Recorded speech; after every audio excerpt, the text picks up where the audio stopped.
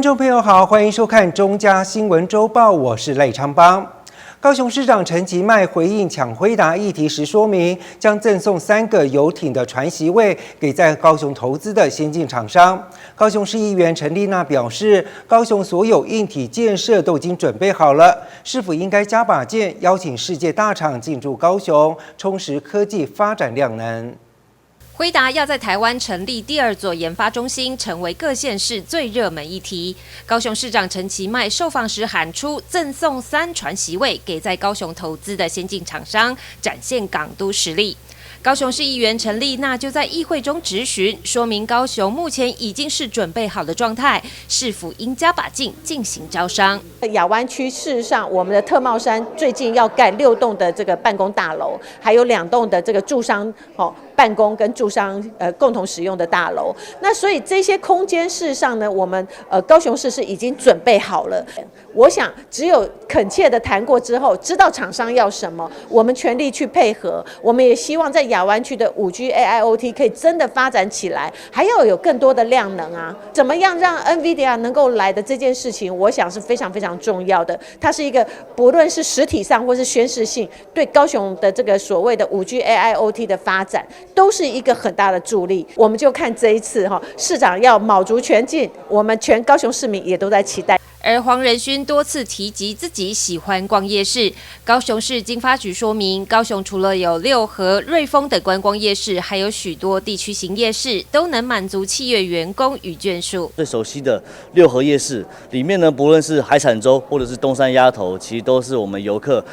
在造访夜市的时候必吃的一个景点。那当然呢，更不用说我们的瑞丰夜市其实就临近我们的巨蛋商圈。那里面呢，除了大家所熟悉的这一些牛排啊，或者是呢地瓜球等等的之外呢，其实里面还有相当多的游乐设施，也是非常适合我们的大朋友、小朋友一同来到参访的一个区域。那当然在地形的，包含我们的新中夜市、中宵夜市、光华夜市等等，其实都有非常多好吃的美食，也等待着我们不同的这个产业或者呢不同的朋友来到我们高雄来进行探索。而黄仁勋也松口 ，AI 超级电脑中心将坐落在高雄，第2研发中心则会选择靠近台北的位置，显见高雄的产业机能与环境条件仍被世界所看好。记者李家龙、吴佩珊高雄报道。台南市宝东国小发起挑战男团 Energy 的歌曲，星期五晚上中的5到16吨，总共有12所学校接力挑战。每位校长在影片中都搭配自创特色，得到不少回响。而台南市教育局长也带队接受挑战，并且点名教育部出来接招。熟悉的旋律响起，小朋友们开始蹲跳。星期五晚上中的5到16吨，在台南市的小学之间刮起旋风。练了一整节，铁腿了。有啊，就是我痛1个礼拜。这项挑战由宝东国小所发起，截至目前在网络上已经有14.9万人次观看。再来有东区的大同国小、麻豆区大山国小、东山国小、新市国小，其中顶洲国小发挥创意，结合芭蕾舞元素。新化国小更出动可爱的舞狮队，18般武艺样样进出。每个学校我们要蹲出我们的特色来啊！我们就是有舞狮，我们就舞狮，那些小可爱狮就在后面蹲。平时呢，孩子很忙于课业，可是真的很厉害，我只能够说他们活力满满。目的是希望小朋友可以放下手机，然后可以起来动一动，然后让自己的身体健康促进一下。教育局也加入挑战，由局长带队领跳。有人生龙活虎，有人3-5下就气喘吁吁，所幸全部达标完成任务。大伙儿还不忘举牌摆拍，场面逗趣。16吨呢，在国内可以说是本土呢非常流行的一种健身那非常轻快愉快的这个运动。那我们台南市呢从学校开始发动。那我们呢，教育局呢也被点名。教育局表示，未来将持续推动更多有趣的活动，让健康成为校园生活的一部分。接下来也将点名这单位来接招。我们的教育部，你敢接受挑战吗？记者杨春怀台南报道。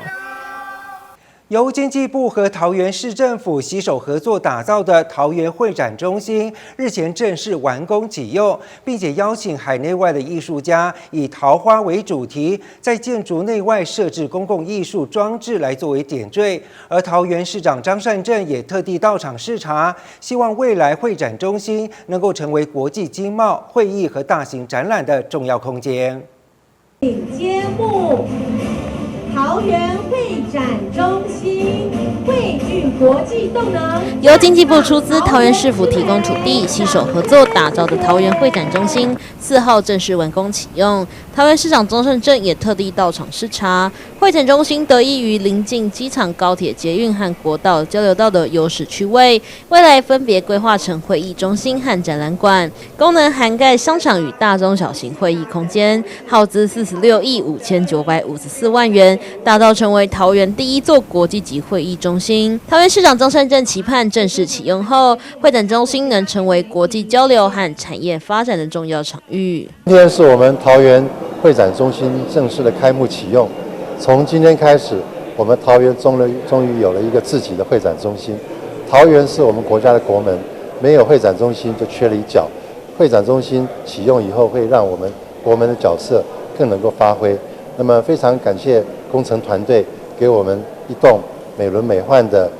展览中心、美轮美奂的会议中心，还有很多艺术家给我们非常引人入胜的这个公共造型艺术。其实，在去年的世客博，我们就已经请工程团队赶工，把这个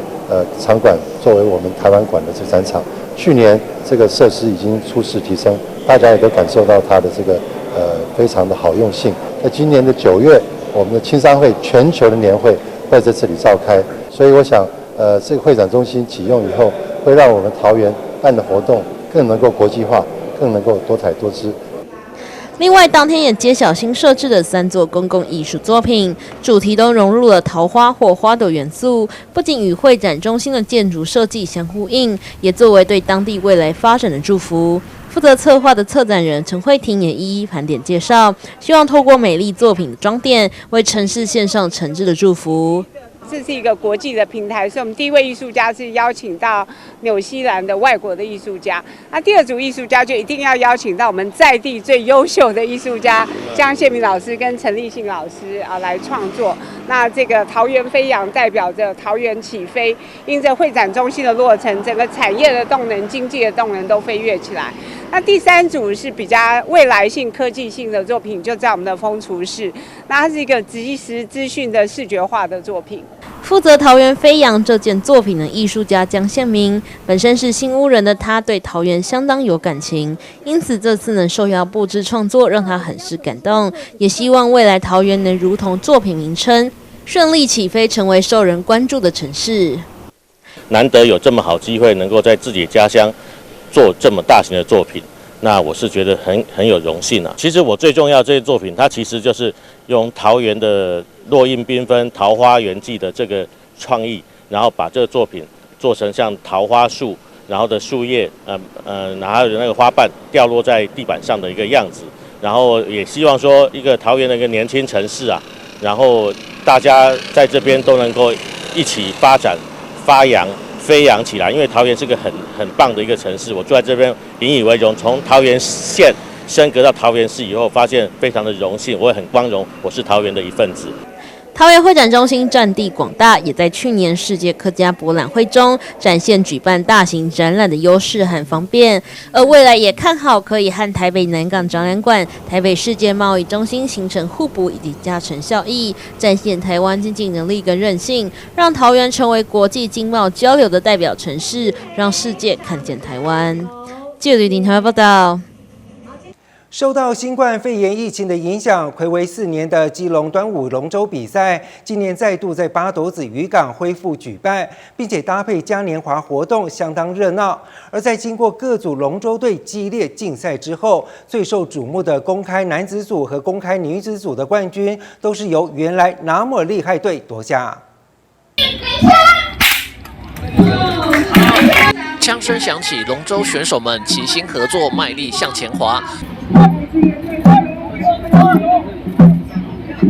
受到新冠肺炎疫情影响，睽违4年的基隆端午龙舟比赛，今年再度在八斗子渔港恢复举办，包括市长谢国良、立委林佩祥、基隆市议会议长童子伟秘书，以及市政府局处首长、区长和市议员何淑萍、施伟正以及秦真、陈明健、基隆区渔会理事长和总干事等人都亲自到现场为选手们加油打气。我们的龙舟比赛，基隆市的是全国唯一的海上龙舟竞赛，我们为自己掌声鼓励一下，好不好？结合渔港风光，民间推动，奠定了良好的基础。这个就是我们龙舟比赛不同于其他县市，具地方特色及挑战性的传统民俗活动。今年是告别疫情后，睽违4年，首度回到八斗子渔港，再办理传统的龙舟比赛。在这边要感谢所有筹备的工作人员，因为你们的细心规划与准备，让我们这一次一共分为公开男子组、公开女子组、市府机关组、多元体验组，20队队伍报名参加，祝福所有参赛的队伍同场竞技，交流同乐。而我记得4年前我还在市议会的时候，那时候议会有派出一个队伍，那我们不幸就在第1轮就被当年的冠军环保局给干掉了，我记忆很清楚。那我今年看到这个队伍从比4年前来的多之外，而且看到这个正兵校友队可能都是在汉少夹后所以说我期待说这是今天这个龙舟比赛会有一个龙争虎斗。那环保局有没有信心？太小声了吧，有没有信心？好，那我们期待今天这次的比赛能够是龙争虎斗，精彩可期。也祝我们今天所有的嘉宾身体健康，端午安康。我想啊，天气这么热哈，大家都很期待下水了，对不对？有没有信心？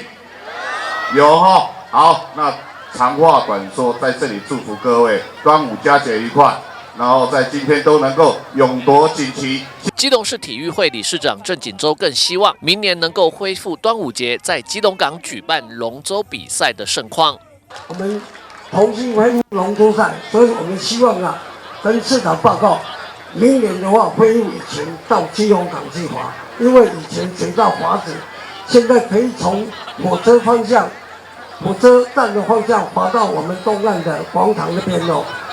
250公尺是够了，而且可以吸引很多人潮。以前体育会在连续办12年，每次都70队、75队以上，因为那个时候可以像我们商业会可以向商家筹募我们广告牌，请基隆所有的转播所都把商家的广告照出来。所以说我们来双赢，也希望在我们市长佩霞支持之下，明年我们龙舟能回到基隆港办理，谢谢。主办单位搭配嘉年华活动，除了在岸上由各机关单位设摊举办各项有奖征答闯关摊位之外，市政府教育处和民政处也合作委托承办单位基隆卡米洛在安置中心举办 DIY 香包以及50粒蛋等各项亲子活动，让爸爸妈妈和小朋友们都有冷气吹，不受高温所苦，温馨热闹。基隆市政府民政处跟教育处携手合作，也不但恢复了海上龙舟赛，民政处呢跟在这龙舟赛的现场安排在安置中心呢，有个室内给小朋友来过端午迎仲夏的一个活动，包括制作香包，传统制作香包用我们的这个传统的这种药草来制作成香包，可以趋吉避凶以外，还有体验50粒蛋。然后还有粽子包粽子的相关的活动，让小朋友可以在我们室内有冷气，然后不会到大太阳，然后来过这个所谓礼俗的端午节的活动。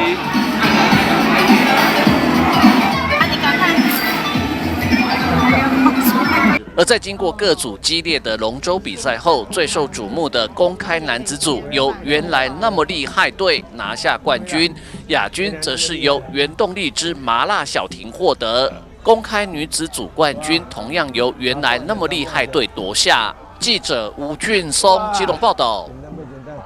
高雄轻轨成员是否鼓励民众多搭轻轨？但是轻轨站附近却有人行空间不够完善的问题。在高雄市三民区的 C26和 C27站附近，就有人行道红砖破损凸起，还有大量凹凸不平的现象，让人难以行走。当地的里长更指出，这就是 C26站运量吊车尾的原因之一。走起来，我讲实在，我会去走外面的柏油路。就是跟车子在那边争道这样子，因为不晓得今天变成走路是要看地上走路啊，不晓得到底哪边会去踩到。像今天还好，现在雨水，如果说雨一直下的话，你在踩红砖道的时候，它是会喷水出来的。有了轻轨，让民众交通变得更加便捷。离轻轨较近的人行道虽然都已经有整修，但在高雄市鼓山区的湾子里内，里民和里长都抱怨和轻轨垂直的横向人行道破损情形严重，让附近居民都相当困扰。顶山街就是大顺路以北的部分这一段的人行道，目前的状况就是坑坑巴巴哦，这边的使用者其实也是不少。那当然，我们有看到现在如火如荼的在进行大顺路沿线的人行道的改善，但是我们也考虑到，其实比较多的使用者是来自于就是轻轨横向的这些道路，就比如说本里的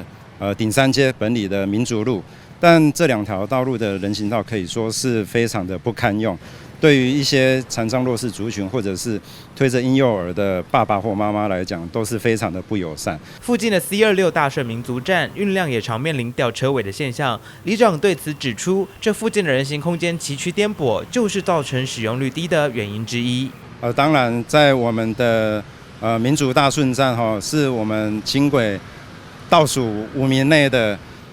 使用率啦哈。那当然，我觉得跟人行的空间有没有友善，我觉得当然也有绝对的关系，因为可能那边的人行空间不好，所以大家可能也会尽可能避免去往那个方向去做搭乘。那我在这边也强烈的建议我们市政府也要把横向的人行道、轻轨沿线的横向的人行道也要加紧做下一阶段的改善计划之一，让人本的交通可以更加的完善。人行道是民众日常生活都一定会使用的空间，将人行空间的舒适度提升，是公部门必须面对的重要议题。未来这一段轻轨旁的横向人行空间究竟是否会改善，还需要等待市府的整体规划。记者朱经纬、周福清高雄报道。最近万物齐涨，大家是不是都感受到了呢？上班族现在随便买个便当都至少要80元以上，如果想要吃好一点，点个鸡腿或者排骨便当，价格更是来到90元到100元左右。不过在台南市的安南区，就有一间餐饮业者体恤劳工赚钱辛苦，推出了价格超佛心的大鸡腿便当。国产大鸡腿在油锅中慢慢炸出金黄色，等熟了以后再捞起沥油。不过一会，这些鸡腿马上就会卖光，因为这个便当的价钱实在是太佛心。许多民众一听到价格，马上就表示太便宜了吧？超便宜了啦，超便宜了！现在物价那么高啊，超便宜了啦 ，OK 啦。像这种鸡腿便当大概偌济钱？我100的。你用这个便当偌济？我唔知嘞，这65块尔。好香诶！会卖如此便宜，原因是因为老板丁清吉感受到近期物价齐涨，劳工过得很辛苦，与家人伙伴商量后，决定响应政府照顾劳工的政策，推出65元亲民价便当。物价上涨，现在在卖高的产值的便当的话，会造成劳工一个基本上的经济的负担。所以说，我现在在考量价格成本之下，我现在鸡腿便当这样子，就是用我们基本的劳工价来回馈我们的基本劳工，也符合我们政府现在说要照顾基本盘的劳工的朋友们。所以说，我现在一个便当就是卖65块。虽然便当价格便宜，但这家店的食材也不马虎。蔬菜是市场新鲜直送，肉品也是全部选用国产合格电宰厂商的产品。国产的电宰鸡肉，不是用进口，我们是用国产的电宰鸡肉，符合我们的一些食安的问题。那排骨呢？排骨也是一样，都是用我们的合格的厂商，请他们帮我们送一些合格的一些食材，让我们这样子让我们安心的使用这样。这间位于安南区北安路2段的便当店，虽然小小一间，很不起眼，但不管从厨房炒菜、油锅炸物到盛饭添菜，每个环节都是家族成员共同完成，为的就是希望带给每位消费者经济实惠又美味的一餐。集美超级大鸡腿赞！记者张硕维台南报道。新北市体育局以探索新北一起 comeback 为主题，在市府1楼大厅举办边骑边玩的记者会。副市长和热衷自行车运动的艺人林彦君一起介绍3大自行车的活动，从单车快乐游、手摇车体验到环大台北自行车的挑战，全年度都有不同等级系列的单车行旅。3日，新北市举办探索新北一起 comeback 推广新北市单车路线。副市长刘荷兰表示，comeback 有日文干杯谐音之意，邀请市民朋友们呼朋引伴一起来骑单车，透过单车快乐游活动，用单车畅游新北市29区名胜风景。另外，为推广运动平权，为身障朋友们精选3条新北热门自行车道，规划手摇车体验，在专人教学及带领之下，让身障朋友以手摇车旅游新北。希望在这一次的国际自行车日，我们推出3个活动，一个就是所谓的单车快乐游，您可以很简单、很轻松，就像彦君提到的，你可以带着你的小朋友、家人一起去休闲，一起去观光，然后去散散心，所以这个还可以吃吃喝喝。所以第一个我们可以很轻松的快乐游。那第二个部分呢，是我们身上的朋友，因为身心障碍的朋友们在运动上其实一直表现非常好，包括我们今年的帕奥，其实也很多的选手已经入围了所以我们希望在这个自行车的推动过程中，能让我们所谓的每个市民朋友都能参与，所以手摇车的体验也在这一次的安排里面，我们当作很重要的一环，找了3条的路线在历经出街29区单车快乐游体验，鼓励民众晋级环大台北自行车挑战，路线横跨新北市15个行政区，距离分别为100K 及160K 2种，长距离征战高度200公尺爬坡试炼，非常具有挑战性。骑士们踊跃报名，一起 comeback 转败为胜，终极拜客3大自行车活动，总计超过18条精选单车路线，以运动享受旅游生活。就是它是算是比较初阶，然后刚入门的不管是大朋友或是小朋友都可以来体验的路线。而且我真的是很推荐，像夏天的时候很热，有没有？就一定要到山上里面，在山上里面，因为山上就会比较凉快啊，而且也可以吃山产啊，然后还有就是九份啊，像那个灿光寮啊，就可以到九份去吃那个粉圆，然后还有就是可以看看那个景色，夜景也可以啦，对啊，所以我真的觉得台湾有很多地方很棒，然后很值得我们去挖掘。体育局补充，边运动边旅行是国内外观光旅游新形态。新北市拥有全台最长自行车道，超过680公里，非常适合边骑车边玩的运动旅游。鼓励民众踊跃参与，一起comeback单车快乐游，转败为胜。手摇车体验6月5号中午12点开放报名，终极拜客环大台北自由车挑战将在7月3号中午12点开放报名。报名资讯请持续关注新北运动据点粉丝专页。记者李根基新北采报道。台北市招商再传重大进展，台北市长蒋万安和伟影科技以及伟创资通签约，将台美段5小段6笔市有地的地上权交由2家公司用于新建企业总部大楼，预计2030年将创造8000亿元的年产值，可以提供3500个工作机会。透过2强联手，期盼将内湖打造 AI 科技产业廊带。请签署。台北市长蒋万安与伟盈科技董事长洪丽玲及伟创资通总经理林建勋分别完成签约。这2家公司标的内湖台美段5小段6笔私有地地上权，预估6年内将带来3500个工作机会，创造出高达8000亿的产值。我想未来包括伟盈、伟创他们进驻，可以带来3500工作机会。以及创造非常高的产值，预估有8000亿。那我们当然也会引进相关包括 AI 等各项的科技。我想这里不只带动整体城市的繁荣、地方的发展，创造就业机会，这都是我们非常乐见。所以不只是今天的伟影、伟创，包括大家很关注辉达、AMD 或 Supermicro 等这些，不管是国内国外的科技大厂，或是民间优秀的企业，我们都大力的欢迎他们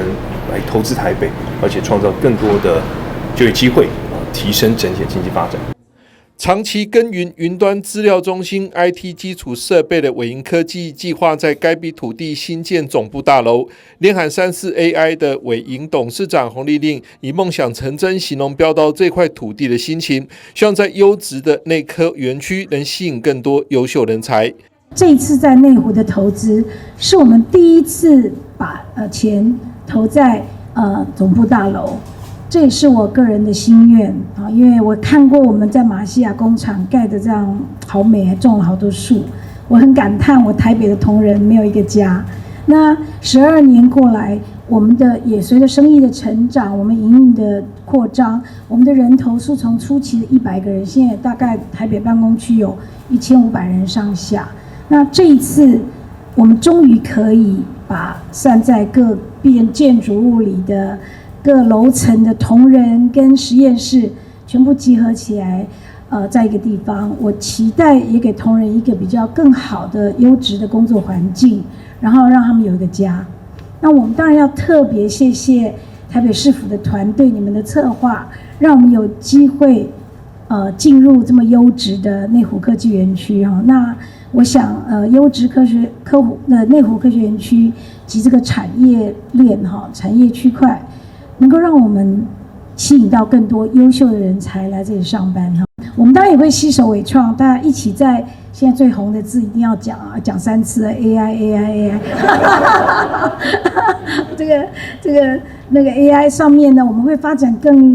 更强大的算力，还有更好的冷却跟散热，因为我想省电也是大家共同的命题。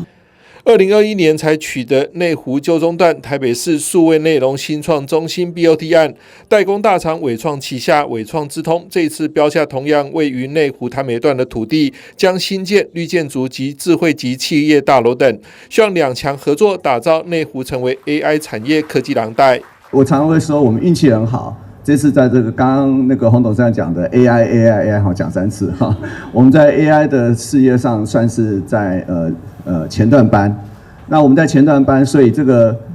我们的共同俊，我跟洪董事长共同俊就是希望能够把台北市内湖区打造成一个 AI 的一个廊道。好，我们会把我们的 R&D、我们的实验室全部放在这边。我们对整个台北市内湖区的发展，我们充满信心。对于两强进驻内湖是否会对当地交通造成更大的冲击，蒋万安以台塑大楼进驻为例，表示将会积极与企业方沟通协调，让周遭交通的冲击降到最低。我们都一定会请，而且要求投资方他提送的交通影响评估报告进行详尽的审查，包括他们与未来的人流、车流对地方交通的冲击跟影响，以及他们将采行的各项管理措施，分流上下班等等，这些我们都一定严格的审查，而且一定要通过。未来我们一定是将这边包括大内科园区，整体对于周边住户的交通冲击影响降到最低。蒋万安也在签约记者会上透露一个好消息，今年5月台北市新生人数创下近5年来同期新高，这显示台北市政府去年开始推出的各项育儿友善措施及政策达到效果。未来除了大力发展科技，也将努力鼓励生育，希望让更多优秀年轻人才愿意到台北市落地生根。我们今年5月台北市的新生儿人数在近5年的同期创造了历史新高，这也是我们台北市从去年开始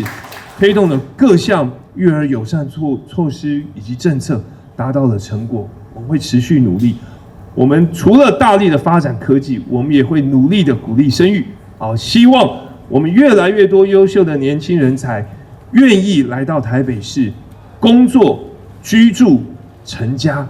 让大家都能够在这座城市创造并且实现无限的可能。记者张启腾台北报道。高雄的柴山是猕猴大本营，时常传出民众喂食猕猴或者猕猴抢夺学生食物的情形。因此，高雄市农业局和鼓山区桃园里合作，组成桃园里猕猴巡守队，向游客宣导禁止喂食猕猴，同时使用充电式水弹枪来驱赶滋扰性猕猴。里长希望成为全国的示范区，却有部分的疑虑，希望市府能够协助。柴山猕猴滋扰游客、抢夺食物的情形时有所闻，但猕猴是保育类动物，人们不能有任何伤害性行为。为了减少人猴冲突，高雄市农业局与鼓山区桃园里合作，成立桃园里猕猴巡守队，向游客宣导禁止喂食猕猴，同时配备充电式水弹枪来驱赶滋扰性猕猴。桃园里目前共有19名成员正在受训中，大概8、9成他们都是有本业工作嘛，他就是利用周六或周日在你办公处，大家这是在中山大学受训大家可以相互揣摩啦练习啦还有那个排班问题，透过这2个礼拜这4天的时间，大家来探讨排演成员还要经过2周的专业受训，才会正式开始巡逻。但是目前除了充电式水弹枪外，没有任何防护配备。李庆贤里长忧心猕猴攻击巡守队员，造成人猴共存、传染病蔓延的情形。志工跟猕猴接触有没有什么防护措施也怕志工遭到猕猴的攻击有传染病这是我很担忧的问题，也希望这些学者相关对猕猴有研究的相关学者能够提供宝贵的意见。虽有阻碍，但里长仍抱持正面态度，期望未来猕猴巡守队累积的相关知识，能提供给全国其他区域借鉴与模仿。我们现在是第一次也是示范的活动如果有那个成效、成果发表，有那个成效，当然我们全台很多地方也有相似这种情形也大家共同来探讨研究找到最正确的方法。里长期望透过巡守队的成立，保护游客安全，也打破目前人猴共存的困境，开启柴山生活新篇章。记者李佳龙、吴佩珊高雄报道。台南市德光中学日前举行毕业典礼，网友在社群平台上播放一段韩国女星金世正的毕业祝福影片，不仅全校师生超级兴奋，也让网友大喊“台南人好幸福”。另外，校长和教官在颁奖致辞时，信心融入时事梗和流行舞，连回顾影片也致敬电影桥段。韩国女星金世正今年来台南，和情歌王子周兴哲在跨年演唱会上演唱《永不失联的爱》，圈粉无数。毕业典礼进行到一半，投影幕上突然出现韩国明星金世正的身影，并带来祝福，学生们开心又激动。我就很兴奋，然后我去年还要去看他的那个跨年演唱会，哇！很惊艳，然后很惊喜，看到金世正出来，我就直接尖叫。然后还有看到严艺格。在典礼中，不止明星们让毕业生惊喜，来看看校长和教官，真的豁出去了。在颁发全勤奖和勤学奖时，大跳韩国洗脑神曲以及晚安大小姐。学生也教我好几遍，我也练了好几遍，紧急苦练了1、2天在浴室里面对着镜子跳。德光中学今年创校60周年，以金马典礼的方式呈现校园回忆。勤学奖、全勤奖的前导片用翻拍电影的方式，融合德光的生活场景、故事与特色。这次的毕业典礼主题是倒带青春 Revive Youth， 我们摄取了一些比较多青春的电影，像是我的少女时代月老，改造成像德光的样子，在德光里面拍摄，然后把一些电影的台词改成跟勤学奖还有全勤奖有关。毕执会成员花费2个月时间拍摄同学们在校园中的点滴，紧扣着青春电影，让所有毕业生以另一种方式留下美好的回忆。记者生活海滩的报道。AI 科技席卷全球，学习和教育面临前所未有的变革，重新定义教与学的新模式是未来教育新挑战。新北市顶溪国小有一场2024未来教育国际论坛，以 AI 变局智慧学习为主题，邀请美国教育顾问公司、台湾大学、华硕机器人等国内外的学者，共同探讨 AI 在教育变革和智慧学习上的应用。2024未来教育国际论坛在新北市顶溪国小举办，在现场演出启动新北未来感智慧 AI 任我行行动剧上 ，NEC 及赫望国际共同捐赠研发的非接触式智慧悬浮影像智慧辨识机及智慧阅读设备，透过智慧环境，学生可以不用借书证，用手掌静脉即可辨识，同时示范 AI 苏格拉底老师透过对话了解个人化需求，能在短时间内推荐并且找到书籍。我们 NEC 在全球的生物辨识领域是非常领先的一个公司跟技术。那我们提供了我们最新的技术给到校园呢，也能够让校园提升更高的安全程度，然后让所有的学生跟老师们呢，也能够经由这样子的一个技术跟机会，然后接触到更多的一个数位的一个内容。这套的系统其实结合了掌静脉，还有那个人脸辨识，然后包含我们讲的那个 AI， 还有我们现在跟钢铁人一样的那个浮空投影。那其实我们这个会落地在那个图书馆，然后幼儿园接送，然后包含门禁的这一块。那这一个其实它可以补足几个学校不足的地方。第一个就是我们那个老师，就是乐学老师的不足。那因为有 AI 的一个导入它可以24小时不断的一个运作。那第二个就是我们的一个人脸辨识跟掌静脉，它除了可以免接触以外呢，它可以马上的一个我们可以避免一些隐私，那直接做到一个安全，这是安心的一个校园的一个接送。这套系统发展，首先我先谈一下这个悬浮系统的部分。悬浮系统它是一个已经发展一段的时间，可是我们最近都有一些很好的突破，都有一些很好的突破。那这个突破的点呢，在于它的光机设计啦，那还有它系统的运用。那这是第一点。那第二点呢，就是说在这个人因视觉上面，它对于这个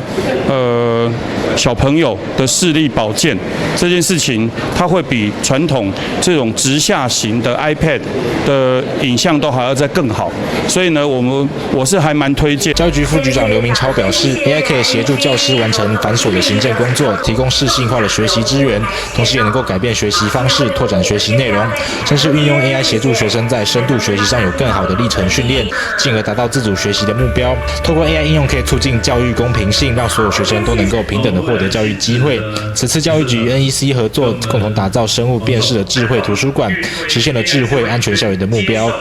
这个 AI 论坛的一个部分其实事实上这个议题最近非常的热，尤其最近这段时间大概也是我们整个国家跟国际里面一个重要的一个话题。那事实上因为跟这个世界上的潮流再结合，我们老师部分也必须要有这样的概念跟想法，所以这一部分的素养是非常重要的，尤其是未来他们所教授知识要教给学生能够带着走的一个能力。所以今年我们特别跟未来亲子做这样的一个合作，那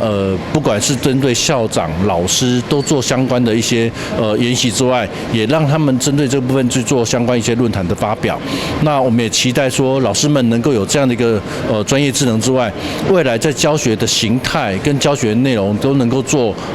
改变，然后能够符应现在学生学习的样态跟需求。教育局表示，本次论坛获得热烈回响，现场挤满了关注 AI 议题的教育人员，同步开放全国线上直播观看。AI 是教育变革的重要工具，以人为本的 AI 教育正兴起，每一个教育工作者都应该更加积极面对，透过学习提升数位素养。相信在各界的努力之下 ，AI 能够为教育带来更好美好的未来。记者根基新北采访报道。基隆市在市长谢国良推动城市美学政策下，透过副市长和国内大型企业商谈合作，施政1年半的期间，已经完成了4座美化的公车候车亭，成为市民非常赞赏的政绩。基隆市副市长邱佩玲来到海洋大学滨海校门对面的新公车候车亭，马上跟学生互动，了解大家对于市府推动的美化候车亭政策感觉如何。以前就是一个公车站，然后没有任何特色。现在呢？现在就是会让人有一个科技的感觉，科技还有家的感觉。有，还不错。谢谢师傅的温暖给你的。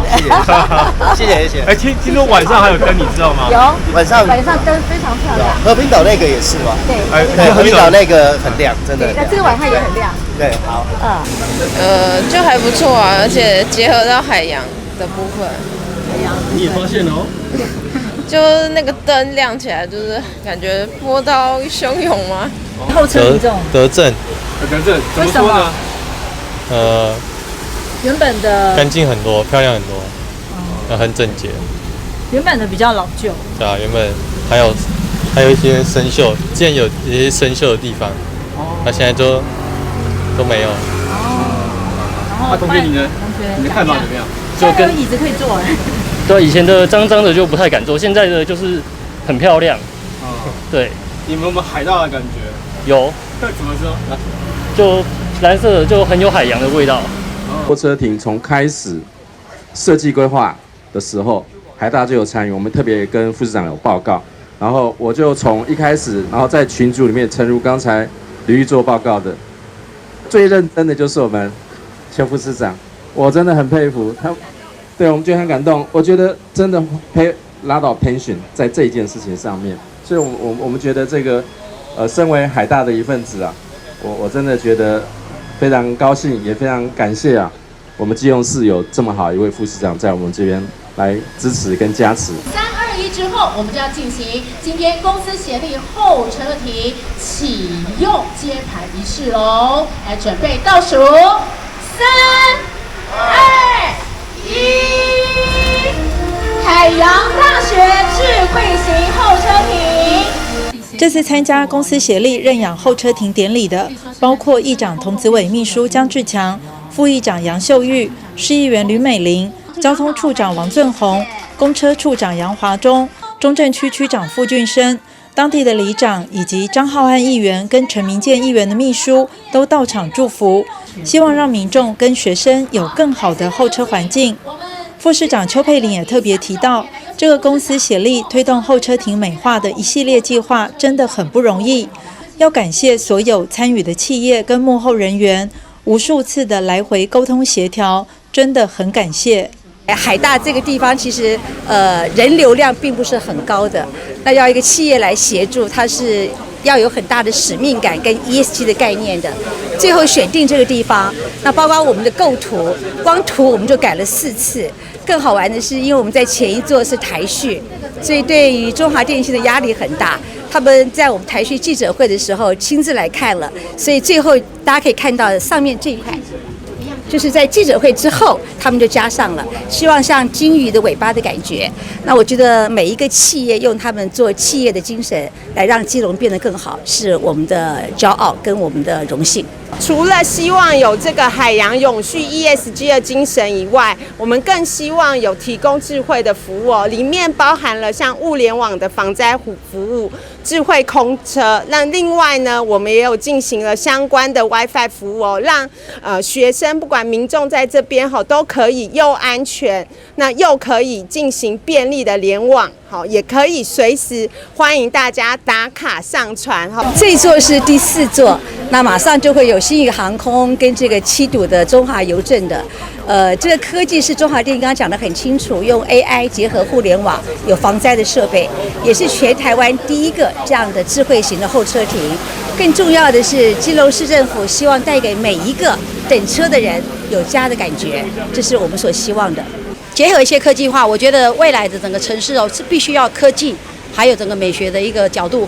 那当然，首先这边还要谢谢我们谢市长、谢市府团队，还有我们邱副市长、邱大美女。真的，我们都满满的感动。我们今天在基隆市市民真的很感谢他，而且这样的科技的结合应该是全台湾第一座的。那我们也希望更多的企业来认养，然后让基隆的每一座这个公车候车亭都成为科技的候车亭。市长谢国良带领市政团队这1年半内，已经跟企业合作认养4座公车候车亭，其中位在正滨渔港附近的候车亭，还被游客封为最美候车亭的打卡热点。不仅为民众带来舒适便利的候车空间，也进而提升了基隆城市的知名度。记者黄日升、陈淑平基隆报道。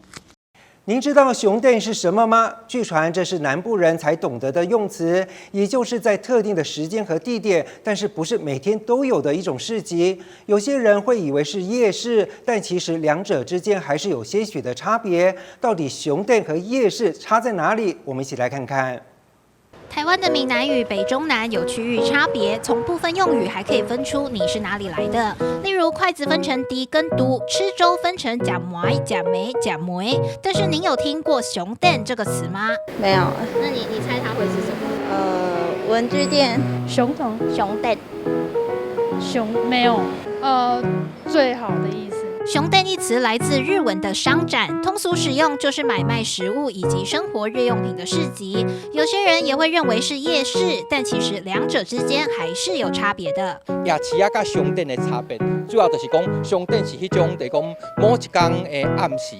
较有的迄种的，迄叫熊蛋啊。总讲逐天暗时拢有的，咱会叫做夜市啊，像迄六合夜市啊。熊蛋的话对无买食，像咧汉堡、咸酸甜啊，吼，雪绵冰啊，啊用的对无，包括我国中时阵的随堂测验卷，我妈妈买的真加真啊，佮来衫来裤，嘛拢伫遐买。啊，我看到迄卖药啊，吼，拍拳头的师傅嘛是伫遐。因为地域和年龄层，熊蛋一词有不同的理解。现今交通发达，资讯互通，熊蛋似乎慢慢不再被使用。不过因为早期交通不便，有些地方就只有熊蛋的说法。夜市这名词伫记我足后壁较听到，对我迄时阵读高中的时阵，要去市区，学校边啊有六合市啊，所以阮迄时阵就较知影讲有六合夜市啊，这个名词。台湾闽南语丰富有趣，随着不同地区时代发展，也有不同的变动。熊蛋这个词就像是见证台湾南部历史的一部分，年轻人不知道的也很多，似乎逐渐成为时代的眼泪。记者王仲凯、李凡飞，高雄报道。救鞋救命台南站活动，民众爱心无限，物资募行的状况相当的踊跃，尤其是在6月1号更是创下了高峰。当天也是环境部长彭启明上任之后，首次来到台南视察登革热防疫。彭启明部长特别来到救鞋救命台南站的现场支持，身体力行，响应习物减费。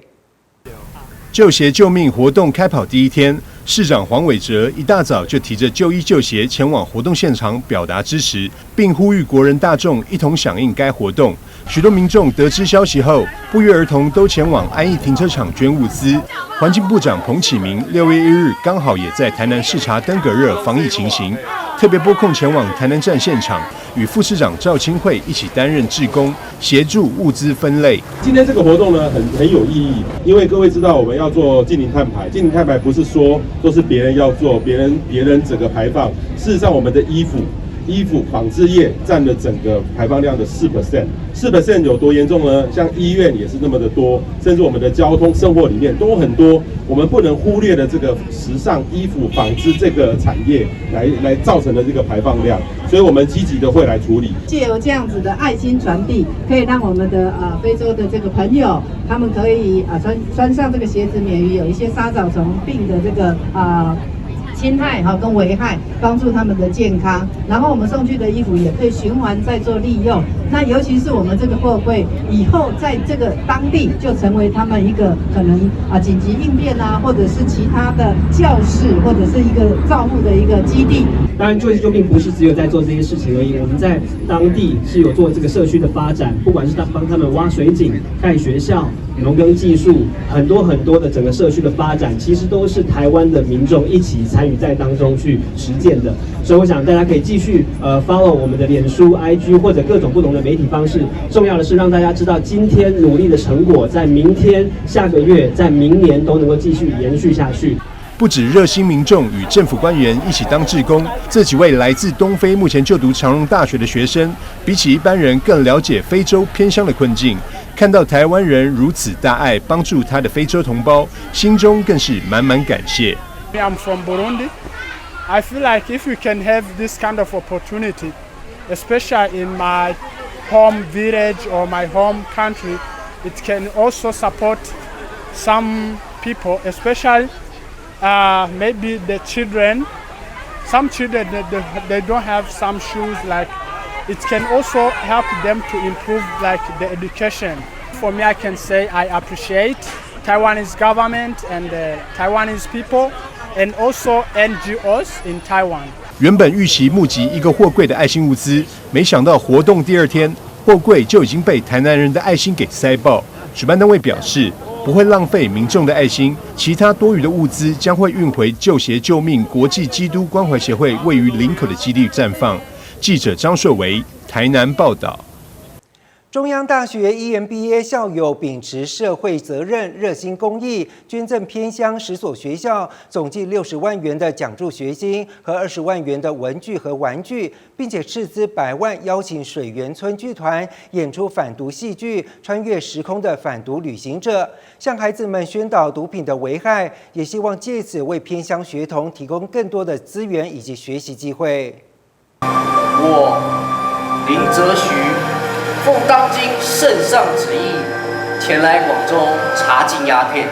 中央大学 EMBA 校友会秉持社会责任、热心公益，特别邀请水源村剧团演出反毒戏剧《穿越时空的反毒旅行者》，分上下午2场演出，为桃园10所偏乡学校的同学宣导毒品危害，并且捐赠60万元奖学金及20万的文具与玩具，希望借此为偏乡学童提供更多的资源与机会，也让孩子们在潜移默化当中形成正确的价值观。那平常呢，我们都到他们学校去。那这一次呢，为了要跟去年不一样，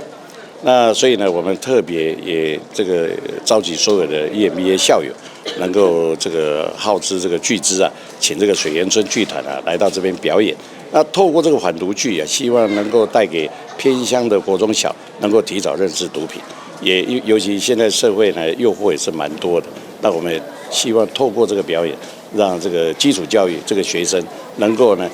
提早认识，而能够注意到这个毒品未来的一个诱惑，这个是我们最重要一个初心以及目的。那我们希望能够经由这些投资呢，能够稍微平衡城乡的差距，让偏乡的小朋友能够有更多接受优良教育的好机会。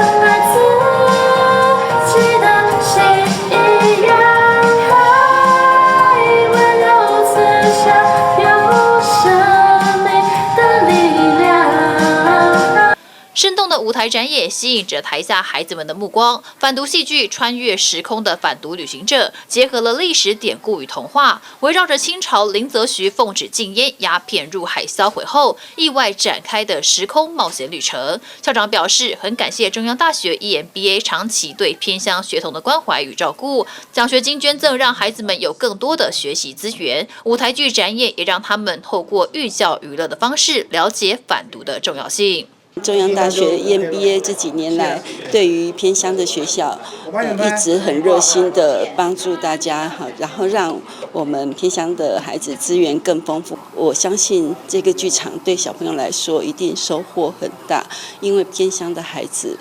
在家庭的教育背景资源都非常缺乏，非常需要这一块的协助。那今天这样一个剧团，相信会给孩子对于毒品的危害有更深的认识，然后也会让孩子谨记，毒品的一个危害是对人的生活有多么大的一个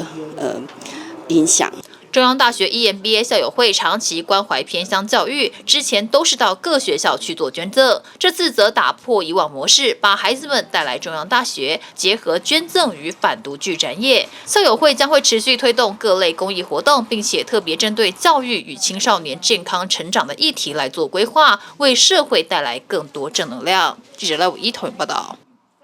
感谢您收看周家新闻周报，我是赖昌邦，我们下次再会。